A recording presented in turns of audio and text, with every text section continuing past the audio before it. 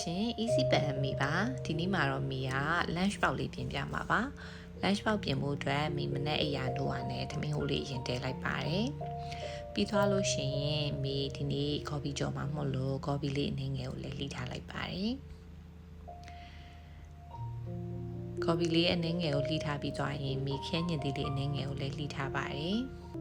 ဒီ lunch box ကမိအိမ်ကကလေးကြီးယုံသွားဖို့အတွက်မိကနေ့တိုင်းထည့်ပေးရတာပါပုံမှန်ဆိုရင်တော့မိကညကလေးကဟင်းချိုချက်ထားလေးရှိပေမဲ့ဒီနေ့မှာတော့မိကမအားလို့ပေါ့နော်ဒီမနက်အစောကြီးမှထပြီးရောပဲဟင်းချက်ပေးရမလို့လွယ်လွယ်ကူကူမြင်မြင်ဆန်ဆန်ဟင်းလေးကိုပဲချက်ထားပါတယ်ဒီနေ့မိကဝက်ဦးချောင်းခင်းညင်ဒီနဲ့ချက်မှာပါမိဝက်ဦးချောင်းလေး3ချောင်းလောက်ကိုပပလှီထားလိုက်ပါတယ်ထမင်းချိုင်လေးချက်ရင်လည်းမိလေးနီးလေးစားတော့တခါလေးပေါင်းချက်လိုက်တယ်ပေါ့နော်အဲ့တော့ဝက်ဦးချောင်းလေးကိုလှီထားပြီးသွားရင်မိတို့ကအိုးရဲကိုထည့်ပြီးတော့ရေလေးအနှင်းငယ်နဲ့ကြော်ပါမယ်ရေလေးအနှင်းငယ်နဲ့ကြော်ပြီးလို့ရေခမ်းသွားပြီဆိုလို့ရှိရင်မိတို့ကစီလေးအနှင်းငယ်ထည့်ပါမယ်ဒီလိုစီလေးနည်းနည်းလေးပဲထည့်လိုက်ရင်ရပါပြီစီလေးအနှင်းငယ်ထည့်ပြီးတော့မိတို့ဝက်ဦးချောင်းလေးကိုကြော်ပါမယ်ဒါလေးကိုဒီလိုအနေထားလောက်လေးရောက်ပြီဆိုလို့ရှိရင်မိတို့ခဏလောက်ဆဲထားလိုက်ပါမယ်နော်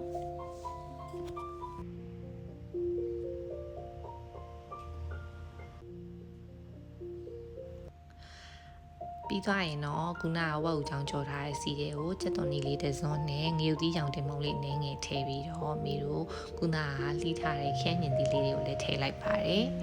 ခင်းညင်သီးလေးတွေအနှစ်ဖြစ်ပြီးတော့လိမ့်သွားတဲ့အထိမိတို့စီသက်ပါမယ်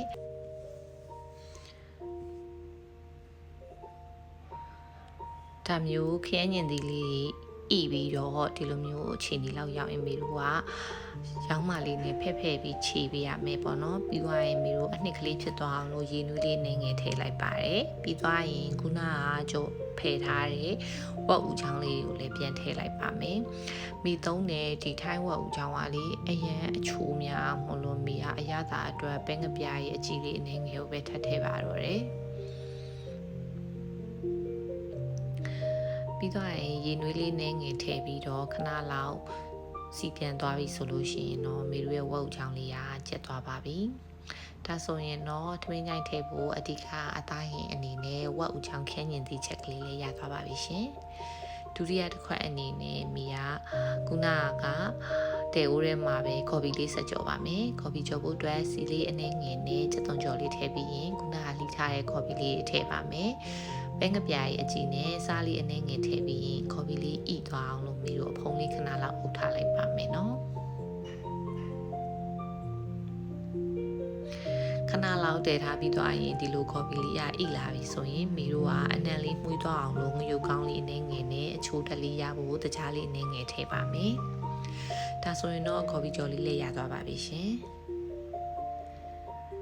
နာတည်ထားတဲ့ထမင်းအိုးလေးလည်းချက်ပြီးဆိုတော့လေဖျားစွန်းတော်အတွက်မိဥဖယ်ပြီးသွားတဲ့အခါမှာထမင်းဘူးလေးထည့်ပါမယ်မကြခင်ကျောင်းနေလည်းပြန်ဖွင့်တော့မှာဆိုတော့ကျောင်းတက်တဲ့တသားမိမိရရှိရဲ့မိမိတွေအတွက်တနေ့ lunch box ထည့်ပေးဖို့မီနူးတွေစဉ်းစားရခက်နေရဆိုရင်မိကူချက်ပြတဲ့ဟင်းလေးတွေကိုထည့်ပေးကြည့်ပါဦးเนาะဒါဆိုရင်အချိုဟင်းလေးဖြစ်တဲ့အတွက်ကြောင့်ကလေးလေးတွေလည်းသဘောကျမှာပါ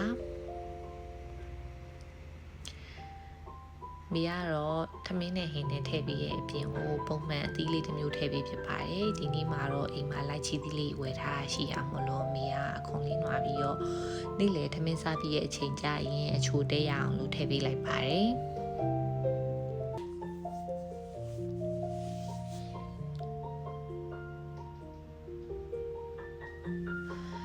ဒါဆိုရင်တော့မိတို့အိတ်ထဲကိုခုနက lunch box လေးထည့်လိုက်ပါမယ်ထမင်းဘူးလေးရယ်ပြီးသွားရင်ကော်ဖီကြော်လေးရယ်ခေါ်နွားထားတဲ့လိုက်ချီသီးဘူးလေးတွေရယ်ပြီးရင်မနက်စာစားဖို့အတွက် sandwich လေးလည်းလုပ်ထားပါတယ် sandwich လုံးကြီးကိုတော့မိနောက်နေ့ကျရင်တက်တင်ပေးပါမယ်ပြီးသွားရင်နေ့လယ်စာစားပြီးရင်ပုံမှန်တောက်နေကြငါးကြီးစီလေးတစ်လုံးလေးထည့်ပေးလိုက်ပါတယ်အဆက်စားခြင်းစားလို့ရအောင်လို့ငရုတ်သီးလေးထည့်ပေးလိုက်ပါတယ်ဒါဆိုရင်တော့မေတို့ရဲ့ lunch box ပြင်ဆင်မှုကပြီးသွားပါပြီအဆုံးထိကြည့်ပေးတဲ့အတွက်ကျေးဇူးအများကြီးတင်ပါတယ်ရှင်နောက်ဗီဒီယိုတွေမှာပြန်တွေ့ပါမယ်နော်